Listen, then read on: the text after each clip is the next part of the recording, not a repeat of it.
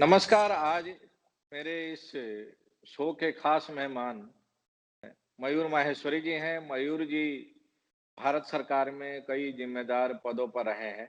उत्तर प्रदेश में भी कई जिम्मेदार पदों पर रहे हैं और भारत सरकार से वापस आने के बाद इस समय उत्तर प्रदेश में सबसे, अगर हम कहें तो संवेदनशील जो जिम्मेदारी है उसको निभा रहे हैं। कोविड महामारी के चलते जिस तरह से पूरी मानवता कराह रही थी और उस समय ऑक्सीजन, वेंटिलेटर, बेड की कमी पूरी दुनिया में महसूस की जा रही थी और भारत वर्स्ट अफेक्टेड दिखाई दे रहा था ऑक्सीजन की कमी के चलते। और माना गया कि जो वेव 2 था कोविड का, वो सबसे ज़्यादा भयावह था। लाखों, हज़ारों लोगों ने अपने करीबियों को खोया, अपना जान गँवाई और उसके बाद शासन स्तर पर, प्रशासन स्तर पर व्यापक तैयारी चल रही है वेव 3 से निपटने के लिए। इस पूरी तैयारी की कमान उत्तर प्रदेश में, अगर हम कहें प्रैक्टिकली, तो मयूर जी के हाथ में है और मयूर जी जो ऑक्सीजन ग्रिड बना रहे हैं उसके बारे में आज हम विस्तार से जानने की कोशिश करेंगे।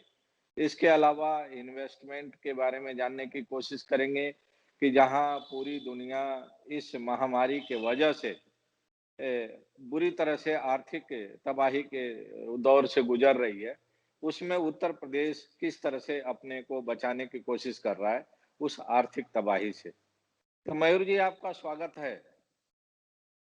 नमस्कार, धन्यवाद। नमस्कार। और पहला सवाल तो यही है कि जो आप जिम्मेदारी इस समय निभा रहे हैं, सबसे महत्वपूर्ण जिम्मेदारी मेरी नज़र में है कि आप एक ऑक्सीजन ग्रिड बना रहे हैं पूरे उत्तर प्रदेश में। तो मैं ये चाहता हूँ कि आप मेरे व्यूअर्स को बताएं कि ऑक्सीजन ग्रिड क्या है, किस तरह से आप इस अपनी जिम्मेदारी को निभाने की कोशिश कर रहे हैं और वेव 3 जिसके बारे में पूरी दुनिया डरी हुई है, भारत डरा हुआ है, भारत की जनता डरी हुई है, उसके मद्देनज़र क्या तैयारी है उत्तर प्रदेश में? देखिए वासिन जी, आप लोग जानते ही हैं, हम सभी ने देखा कि इस तरीके की जो एकदम से हमारे पास सेकेंड वेव में जो इंटेंसिटी थी और जो स्टॉर्म आया, जिसे तो मैं स्टॉर्म ही कहूँगा, कोविड का, उसने हम सबको हिला के रख दिया। उस समय ये देखा गया कि ऑक्सीजन की डिमांड, जो कि बहुत क्रिटिकल एलिमेंट है किसी भी सोसाइटी के लिए, हर एक आदमी को ज़रूरत रहती है, में हमारे यहाँ बहुत कमी पड़ गई। कमी इसलिए पड़ी कि जो नॉर्मल टाइम्स में डिमांड होती है उससे कम से कम 20 गुना पर डे की डिमांड एकदम बढ़ गई। और ऑक्सीजन की मैन्युफैक्चरिंग ऐसा इंफ्रास्ट्रक्चर है जो ओवरनाइट हम लोग उतना बढ़ा नहीं सकते हैं। तो इस कंटिंजेंसी को देखते हुए, ऐसी स्थितियों को देखते हुए, हमने UP state industrial development authority में एक ऐसी परिकल्पना की, माननीय मुख्यमंत्री जी के मार्गदर्शन में, उनकी प्रेरणा से, कि पूरे उत्तर प्रदेश में हम वेस्ट उत्तर प्रदेश से ईस्ट यूपी तक, पूरब से पश्चिम तक एक ऑक्सीजन ग्रिड को बनाएं, जिसमें कि सभी एरियाज में हम ऑक्सीजन प्लांट्स लगाएं, जो प्लांट्स बंद हैं उनको फंक्शनल करें, और साथ साथ एक ऐसा डिस्ट्रीब्यूशन नेटवर्क, सप्लाई चेन को जोड़ते हुए तैयार किया जाए जिससे कि कभी भी क्रिटिकल समय में इन ऑक्सीजन जैसी लाइफ सपोर्ट सिस्टम को कमी ना हो। तो आपको जानकर एक खुशी होगी कि हमने इसके लिए 30 स्थानों पे जमीन आइडेंटिफाई कर ली है। 18 तो उसमें हमने प्लांट्स चालू भी करा दिए हैं। और ये सहारनपुर देवरी से लेके देवरिया तक हमारा पूरा ऑक्सीजन ग्रिड फैला हुआ है। इसमें ना केवल लोकल कंपनी बल्कि विदेशी कंपनियों ने भी रुचि दिखाई है। कोसी कोटवन में एक बड़ी विदेशी कंपनी एक्सपेक्टेड है, एयर लिक्विड करके, और आइनॉक्स जो इसमें एक लीडिंग मैन्युफैक्चरर है, उसने रायबरेली में हमसे करीब 20,000 स्क्वायर मीटर लैंड ले ली है और उन्होंने उस पर काम शुरू कर दिया है। इसके साथ साथ हमने एक चीज़ और इंटीग्रेट करी इसमें, कि बड़े प्लांट्स के साथ छोटे प्लांट्स का भी ज़रूरत है। तो बड़े प्लांट्स तो लिक्विड ऑक्सीजन बनाते हैं, और जो छोटे रिफिलिंग सेंटर, जिनके माध्यम से छोटे सिलेंडर लास्ट माइल तक घर में लोगों को मिलते हैं, वो पूरी चेन तैयार है। तो हमने इसमें रिफिलिंग सेंटर्स भी जोड़े हैं, लिक्विड ऑक्सीजन के प्लांट्स भी बनाए हैं। तो मैन्युफैक्चरिंग से लेकर डिस्ट्रीब्यूशन तक का प्रयास किया है कि पूरी सप्लाई चेन ऑक्सीजन की अवेलेबिलिटी के लिए पूरे स्टेट अब आत्मनिर्भर हमारा हो गया है, और इसी के क्रम में हम बल्कि इस स्टेज में आ जाएंगे कि हम बाकी पड़ोसी राज्यों को की जरूरत पड़ने पर ऑक्सीजन की सप्लाई उपलब्ध करा सकें। मयूर जी, जो टोटल नंबर तय किए गए हैं कि इतने प्लांट लगेंगे, जैसा कि आपने बताया, तो अगर हम आपसे जानना चाहें कि टोटल कंप्लीशन कब तक हो जाएगा? कोई समय सीमा निर्धारित की गई है उसकी? देखिए, टोटल प्लांट्स विभिन्न स्रोतों से लग रहे हैं। एक तो हमारी अथॉरिटी है जो मैन्युफैक्चरिंग प्लांट्स लैंड देके प्रमोट कर रही है। दूसरा माध्यम है जो प्रेशराइज्ड पीएसए प्लांट्स जिनको बोलते हैं, वो प्लांट्स कई जगहों पे सीएसआर के माध्यम से, राजकीय बजट के माध्यम से, और इसके अलावा भारत सरकार की स्कीम है उसके माध्यम से भी लग रहे हैं। प्लांट्स लगने का शुरुआत हो चुका है। अगले 1 साल तक ये सारे सैचुरेशन मोड में आ जाएंगे। तो हमारे यहाँ जो पूरी परिकल्पना है, हर तरीके के प्लांट्स अगले 1 साल तक सैचुरेशन मोड में फंक्शनल हो जाने की स्थिति में उम्मीद करता हूँ कि हो जाने चाहिए। अच्छा, एक और दिक्कत महसूस की जा रही थी जब ये महामारी अपने पीक पर थी, तो उस समय मेरी कई आपके ही सर्विस के लोगों से बात हुई, जो कि मेरे जानने वाले हैं, बहुत पुरानी जान-पहचान है उन लोगों से, अलग-अलग पदों पर तैनात थे, वो क्रिटिकल पोज़ीशंस में थे। तो उनके सामने सबसे बड़ी दिक्कत आ रही थी क्लीयरेंसेज़ की, या जो हम कहें कि प्रोसीजरल जो डिले होता था उसको, कि उनके पास फंड भी आ गया, ज़मीन भी उन्होंने खोज ली, लेकिन वे कह रहे थे कि मिनिमम 3 महीना लगेगा टेंडरिंग से लेके और उसके बिड खोलने तक, और तब हम काम कर पाएँगे, तब तक तो बहुत देर हो जाएगा। तो क्या आपके स्तर पर ऐसी कोई उसको सिम्प्लीफाई किया गया है प्रोसीजरल बहुत उस हमने वजह मेजर से? सिंप्लीफिकेशन किया है, जो आप बात कर रहे हैं बहुत बहुत ही मतलब महत्वपूर्ण बात है, क्योंकि टाइम एसेंस था उसमें। तो हमने तो अपने यहाँ सिंगल विंडो एक एस्टेब्लिश कर दी है। हम अपने यहाँ के अलॉटमेंट्स ईयर मार्किंग प्लॉट्स पे विद इन 7 डेज कर रहे हैं। आप ये सोचिए कि 1 सप्ताह में हम सिंगल विंडो के माध्यम से हमारे यहाँ लैंड अलॉटमेंट तक की कार्रवाई पूरी हो गई है। इसी के साथ इसको जोड़ा गया था कि आपको जो अन्य क्लियरेंसेस हैं, वो भी राज्य सरकार के स्तर पे एक सेल बना है। वो सेल एक कोऑर्डिनेटेड क्लियरेंसेस बहुत तेजी से पैसों की क्लियरेंसेस मिलती हैं, पॉल्यूशन की जो अन्य विभागों की होती हैं वो भी बिल्कुल फास्ट ट्रैक मोड पे सिंगल विंडो के माध्यम से की जा रही है, और इसकी मॉनिटरिंग उच्चतम स्तर पे होती है। इसी का परिणाम है कि जो मैं आपको रिजल्ट्स बता रहा हूँ कि इतने प्लांट्स लग चुके हैं, 600-700 करोड़ का इन्वेस्टमेंट हमारे इंडस्ट्रियल अथॉरिटी में ही हो चुका है। इसके अलावा हजारों करोड़ का इन्वेस्टमेंट राज्य के अन्य जनपदों में विभिन्न माध्यमों से भी हो रहा है। तो इन क्लियरेंसेस को एक्सपेडाइट करने का ही ये रिजल्ट है। अच्छा, तो इससे क्या जो एमएसएमई बुरी तरह प्रभावित हुई है कोविड के वजह से, और लोगों के मन में डर भी है, वर्कर्स के मन में भी डर है, तो ये जो आप प्लांट्स लगा रहे हैं, क्या उसमें कोई एम्प्लॉयमेंट जनरेशन की भी गुंजाइश है? देखिए, एम्प्लॉयमेंट ओरिएंटेड ही हैं ये सारे प्लांट्स। एम्प्लॉयमेंट जनरेशन की गुंजाइश है करीब सभी प्लांट्स मिला के, क्योंकि नेचर ऑफ टेक्नोलॉजी पे भी फर्क पड़ता है। तो वेस्ट टू ईस्ट में जो हमारा पूर्वांचल का इलाका है, वहाँ पे भी लोकल लोगों को, इससे हजारों लोगों को रोजगार मिलेगा। उन्हें अब जो माइग्रेशन की प्रॉब्लम थी, और आप जानते हैं कि खासकर कोविड के टाइम में कहीं कहीं आंशिक लॉकडाउन, कहीं कोरोना कर्फ्यू, इस तरीके की समस्या रहती थी।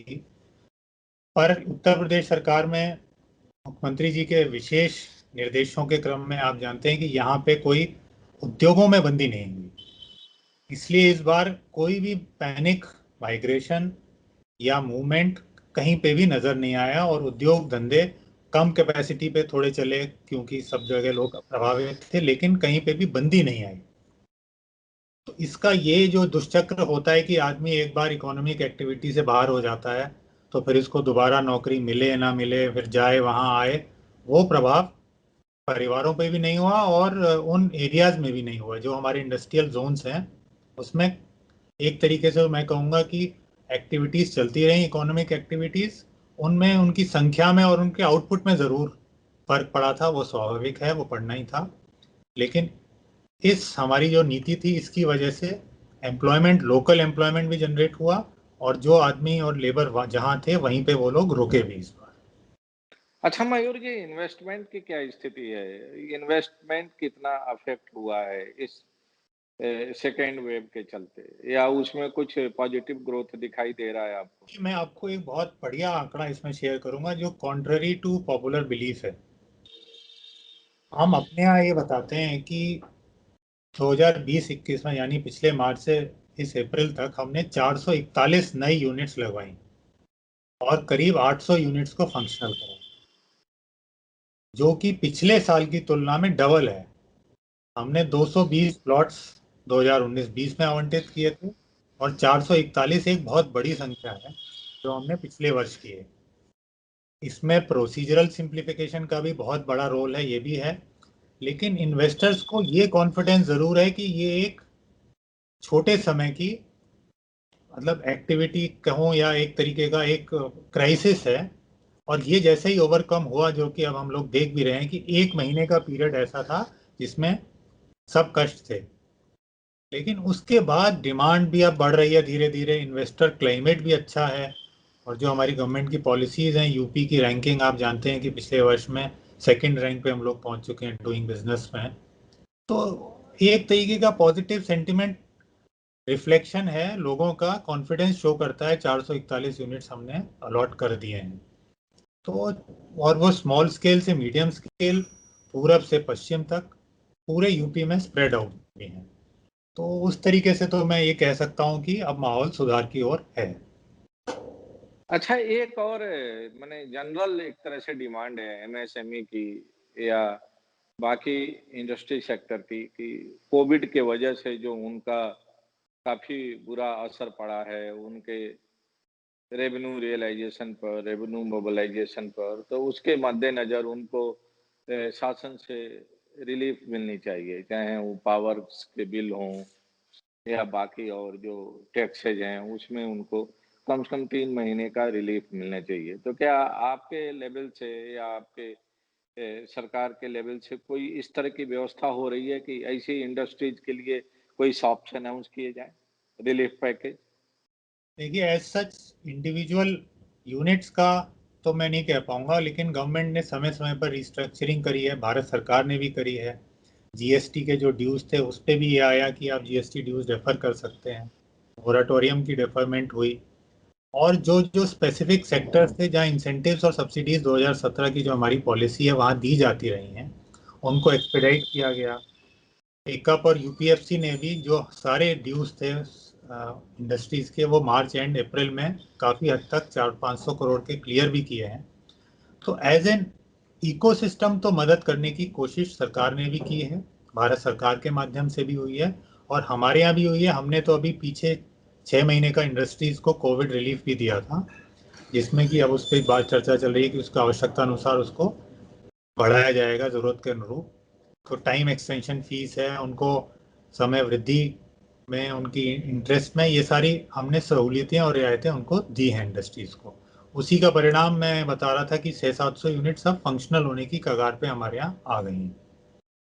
तो अगर हम आपसे कहें कि एक तरफ जहां कोविड का जो सेकेंड वेव था उसके वजह से जहां समाज के सारे सेक्टर बुरी तरह से प्रभावित हुए, वहीं दूसरी तरफ इंडस्ट्रियल ग्रोथ के मामले में उत्तर प्रदेश पर उतना नेगेटिव असर नहीं पड़ा। आप ये कहना चाहते हैं? जी बिल्कुल, असर भी नहीं पड़ा और लोगों को आप देखिए कि जो इंडस्ट्रियल लैंडस्केप है उसका एक्टिविटी भी चेंज हो गई। आप देखिए, हम लोगों ने एक ऑनलाइन बिजनेस, सब लोगों ने, हम आज आप इंटरेक्ट भी कर रहे हैं, पहले ये सब पॉसिबल नहीं था, अब ये इतना रूटीन हो गया है और एक वर्ष में इतना ज़्यादा हम लोगों के बिहेवियर में चेंज आ गया है, हम लोगों की टेक्नोलॉजी से इंटरेक्शन बढ़ गया है, एंगेजमेंट बढ़ गया है। और ये ना केवल एक इलीट वर्ग में, बल्कि नीचे लेवल तक, लास्ट माइल पे अब हम लोग इस चीज़ का बहुत अच्छा उपयोग कर रहे हैं और प्रोडक्टिविटी हमारी कई गुना इससे बढ़ रही है।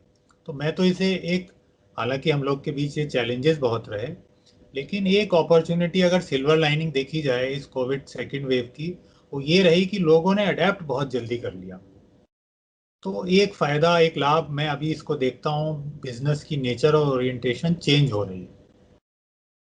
एक और चीज, जब कोविड की फर्स्ट वेव आई थी चाइना से जब शुरू हुआ, और उसके बाद धीरे धीरे पूरी दुनिया को जब उसने अपने गिरफ्त में लिया, तो कहा ये जा रहा था कि चाइना से इंडस्ट्री जब भाग रही हैं और वो इंडिया की तरफ आ रही हैं, वियतनाम की तरफ जा रही हैं, बर्मा की तरफ जा रही हैं, इस तरह की खबरें आ रही थी।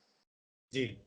क्या वो जो एक्सोडस हुआ चाइना से, जो, या हम कहें कि जो कथित पलायन हुआ इंडस्ट्रीज का चाइना से, उसका कुछ लाभ उत्तर प्रदेश को मिला? उस तरह की कोई इंडस्ट्री आप बता सकते हैं जो कि पहले चीन में वो लोग काम कर रहे थे और वहां से आकर अब उत्तर प्रदेश में करना चाह रहे हैं? देखिए, इसका हमें दो तरीके से लाभ हुआ। पहला तो ये था कि एक टेक्सटाइल सेक्टर में, जैसे वियतनाम की आपने बात करी कि रूटिंग होती थी, टेक्सटाइल सेक्टर्स में इंडिया एक बहुत बड़ा प्रोडक्शन हब है और यूपी उसका एक बहुत क्रिटिकल कंपोनेंट रहा है। चाहे वेस्टर्न यूपी में खेकड़ा पानीपत ले लीजिए, ट्रोनिका सिटी ले लीजिए, इससे लेके ईस्टर्न यूपी कानपुर में भी कई सारे इंडस्ट्रियल हब्स डेवलप हो गए हैं।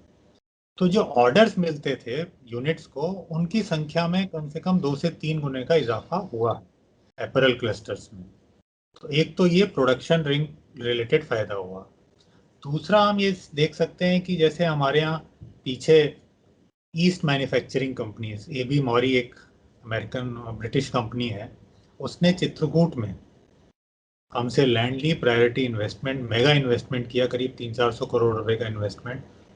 तो बुंदेलखंड में वो प्लांट हम लोग लेके आए। वो लोग सोच रहे थे कि चाइना वाइना में लोकेट होने की। तो ये तो लाइव एग्जांपल्स हैं जो मैं आपसे शेयर कर रहा हूँ। पीलीभीत में भी ये लोग करीब 200 एकड़ लैंड और ले रहे हैं और यूपी को वो एक अपना इंडस्ट्रियल हब बनाने की और अग्रसर हो रहे हैं। मयूर जी, ये हम एक, हाँ जी, हाँ, आप पूरा कर लीजिए। इन्वेस्टर को हमने अट्रैक्ट इस तरीके से किया इसी टाइम में। तो दो जो सेक्टर्स मैंने आपको आइडेंटिफाई कर लिया, एक तो अपैरल क्लस्टर वाला और एक दूसरा फूड प्रोसेसिंग और इंडस्ट्रियल ईस्ट वाला, इसमें हम लोग को विजिबल चेंज दिखाई पड़ा। मयूर जी, मैं जो अब आपसे समझना चाह रहा हूँ, उसके पीछे कोई रीजनल बायसनेस नहीं है। हम सब लोग नोएडा में रहते हैं, दिल्ली में रहते हैं, और नोएडा और दिल्ली से हम सबका मन एक तरह से लाइवलीहुड जुड़ा हुआ है। लेकिन जब से नोएडा बना है, आप भी अच्छी तरह वाकिफ हैं, तो उत्तर प्रदेश का इंडस्ट्रियलाइजेशन का मतलब खाली नोएडा तक सिमट कर आ गया। नोएडा, ग्रेटर नोएडा और गाजियाबाद, और यूपी के जो बाकी रीजन्स थे, चाहे ईस्ट यूपी हो, बुंदेलखंड हो या सेंट्रल यूपी हो, उसमें इंडस्ट्रियलिस्ट का कोई बहुत ज्यादा इंटरेस्ट देखने को नहीं मिलता था इन्वेस्टमेंट के पॉइंट ऑफ व्यू से। और इस तरह के हमेशा आरोप लगते रहे जब से नोएडा एग्जिस्टेंस में आया, कि जो इकोनॉमिक बैकवर्डनेस रहा है बुंदेलखंड का, पूर्वांचल का, उसका कारण नोएडा ही है, क्योंकि दिल्ली में रहने वाले लोग नोएडा में अपनी कंपनी का रजिस्ट्रेशन करा लेते हैं, और उत, उसका सारा जो लाभ है वो दिल्ली वाले लेके चले जाते हैं। जो सचमुच जिसको उत्तर प्रदेश कहा जाता है, वहां की जनता को उसका लाभ नहीं मिलता है। क्या आपके लेवल पर ऐसी कोई प्लानिंग हो रही है कि एक रीजनल बैलेंस बनाया जाए इंडस्ट्रियल इन्वेस्टर्स के बीच में, इंडस्ट्रीज के बीच में? और जैसा कि आपने कहा कि लोग कुछ बरेली में लगा रहे हैं, कुछ बदायूं में लगा रहे हैं, तो क्या पूर्वी उत्तर प्रदेश में, बुंदेलखंड में भी जो नए एंटरप्रेन्योर हैं, उनका कोई इंटरेस्ट डेवलप हो रहा है, या सरकार की तरफ से कोई इंसेंटिव वगैरह दी जा रही है कि वे लोग चाहें तो वहां आके अपनी इंडस्ट्री लगाएं और उससे सरकार मदद करेगी उनको, जिससे कि एक क्षेत्रीय असंतुलन जो बना हुआ है एक अरसे से, वो कम किया जा सके? और हसीन जी, बहुत अच्छा सवाल आपने पूछा। देखिए, ये अब मैं तो यही कहूंगा, जो मैंने बताया आपको, हमारी अथॉरिटी तो पूरे उत्तर प्रदेश में है।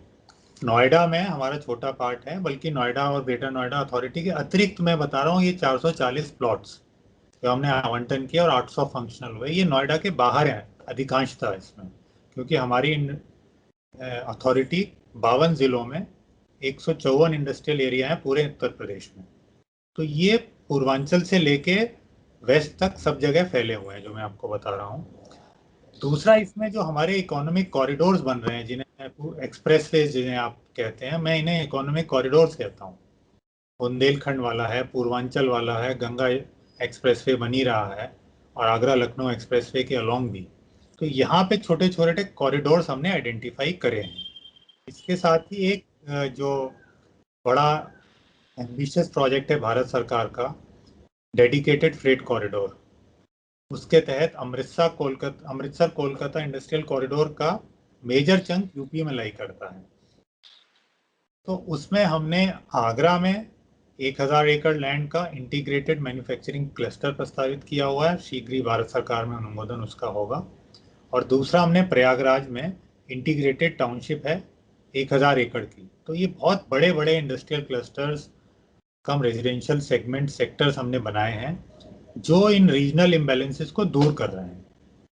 और जो मैंने आपको अभी शेयर भी किया कि जो इंडस्ट्रियल पॉलिसी हमारी रही, खासकर हमारे यहाँ एक पॉलिसी आई थी जिसमें बुंदेलखंड में इन्वेस्टमेंट पे या ईस्टर्न यूपी में इन्वेस्टमेंट में इंसेंटिव वैल्यू बहुत अच्छे थे, चाहे वो इलेक्ट्रिसिटी ड्यूटीज में हो या जीएसटी कॉम्पनसेशन में या रीइंबर्समेंट में हो। तो उसकी वजह से ईस्टर्न यूपी में भी बहुत अच्छा स्प्रेड इन इंडस्ट्रीज का दिखाई पड़ा है। तो ये रीजनल इम्बैलेंसेस को एक तो पॉलिसी लेवल पे दूर किया गया, और साथ ही जो इंफ्रास्ट्रक्चर बना है, ये इनकी जो दूरी है दिल्ली से, उसको प्लग कर रही है। बहुत बहुत धन्यवाद मयूर जी, थैंक यू, महत्वपूर्ण जानकारी साझा करने के लिए। Thank you so much. नमस्कार।